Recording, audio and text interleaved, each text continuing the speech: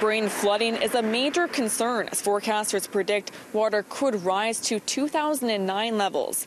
That year, communities in the Red River Valley had much of their access to the outside world cut off. For folks here in Morris, Manitoba, about an hour south of Winnipeg, that's the price they had to pay to stay largely protected from deep floodwaters. Rain dikes surround 18 Manitoba towns like Morris.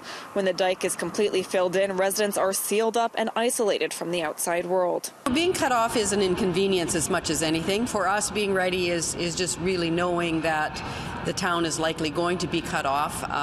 The dikes will be closed in. The highways looks after doing that part of it for us. So our preparations are really more an awareness of where the waters are and whether we have members of the community that need to be looked after. Living on a floodplain, residents are all too familiar with the steps.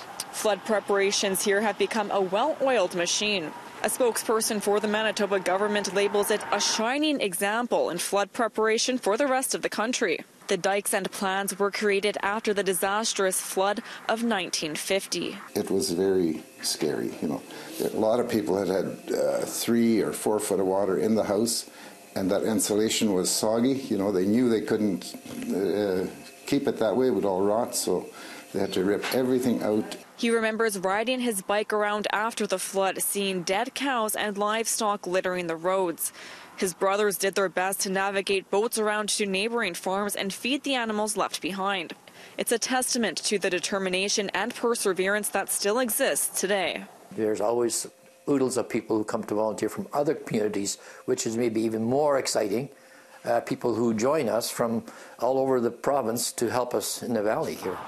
Hamblin says the biggest concern is the farmland outside the rain dike. As the waters recede, then there's huge cleanup, and that is massive. The flood always leaves a lot of debris behind.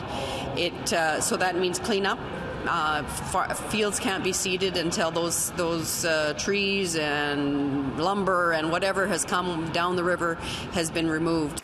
Later seeding means less yield, which could have a big impact on farmers in the valley.